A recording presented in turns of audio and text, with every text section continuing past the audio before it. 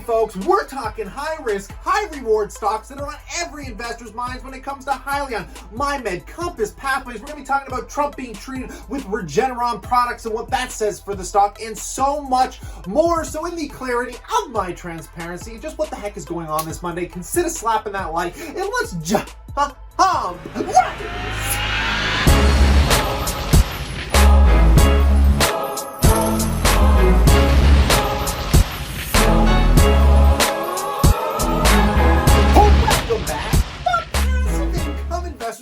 To kick this off, because there were so many trending stocks going on today, I want to start off with the headlining news, and that is Trump obviously catching this virus, causing a lot of speculation around the stock market. I don't know how it is going to affect the general markets, but more importantly, I want to focus in on the drug companies that are treating him. But people are speculating that we don't know what direction his health is going in, and maybe he just went out in the public while he was still able to give some high hopes. But as far as we can tell, he caught the virus going into the beginning of October, so he is going into the second week of having this virus, which is the most crucial week, because this is the defining factor whether his health kind of stabilizes or it gets worse, and we will be finding out soon. But reading this article here, guys, just to give you some insight, President Donald Trump is receiving an experimental antiviral for the CV called remdesivir, I don't know how to pronounce that, as he remains hospitalized at Walter Reed National Military Medical Center in Bethesda, Maryland. The drug is being given as part of a double-barreled treatment plan that includes an antibody cocktail meant to give the president's immune system a boost to fight the CV virus. And now, if this does not work,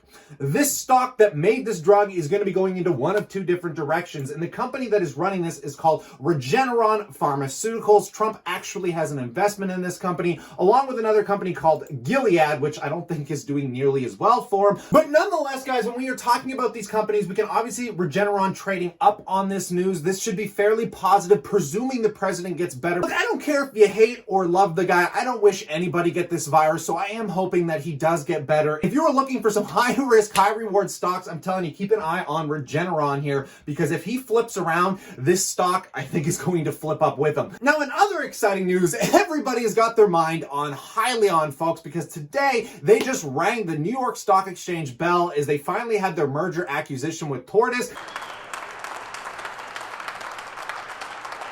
And yeah, the stock is actually trading down as people are clearly seeing this as a sell the news sign, which in my humble opinion, I don't own this stock, but I still think there's some stupid huge upside potential, only in comparing it to Nikola, right? Because even Nikola getting beaten into the ground with their hydrogen trucks, with their cancellation of the debut of the Badger, the fact they can't get this deal done with GM, the company is still worth a whopping $8.8 billion here, folks. And this is the only catalyst stock that has any kind of remote comparison to HYLN, because obviously Nikola went through the same kind of merger acquisition, and right now HYLN seems to be following somewhat of a similar pattern Nikola did. So when Nikola had their initial merger, there was a bit of a sell-off in the stock when they finally got listed. So we're going to see how investors take this over the next week. But this is another one of those high-risk, high-reward play stocks that I really think you should keep your eyeballs on, because like I said, I got no investment, but damn, it is going to be an exciting one to watch here, folks. Now, one that I do have an investment in that you guys comment on every video, even if it is not related to that company, guys. Of course, we're talking about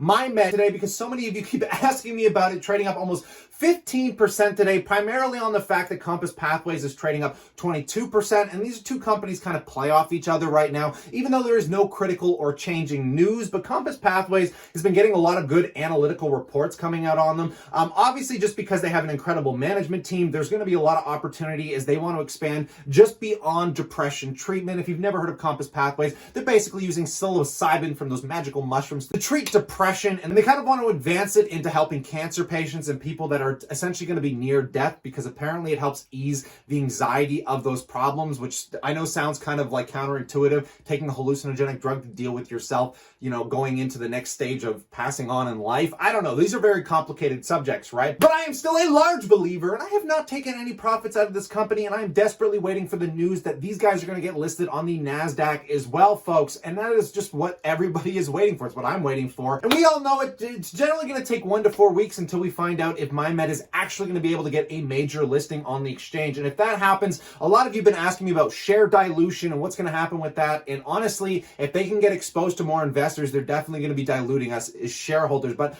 I don't have a problem with that, presuming the hype is there. Comparing it again to something like a HYLN and a Nikola, I mean, once these things get listed, guys, and considering Compass Pathways being the only catalyst we have to compare it to, trading today at 1.5 billion, and with MindMed only trading at a couple hundred million, I just think there is so much more explosive potential upside. So I'm holding on to my something like 7,000 or 8,000 shares in this company fairly desperately. And again, I'm not in a rush. I'm a patient investor with this, but we are still talking high risk, high reward, and you still have to be prepared for this thing to drop pretty catastrophically if they do not get that NASDAQ listing news here, folks, because this is the gamble of buying index stocks like this. And then finally, in some other exciting news, I'm going to be talking about a dividend stock that is related to Trump here. But before I do, I have to touch base on another trending stock a lot of people are talking about, which is Plug Power. And this one is trading up massively on a company that makes absolutely no money, like many of these companies do anyways. But it's fascinating to me, guys, because essentially this is directly related to hydrogen,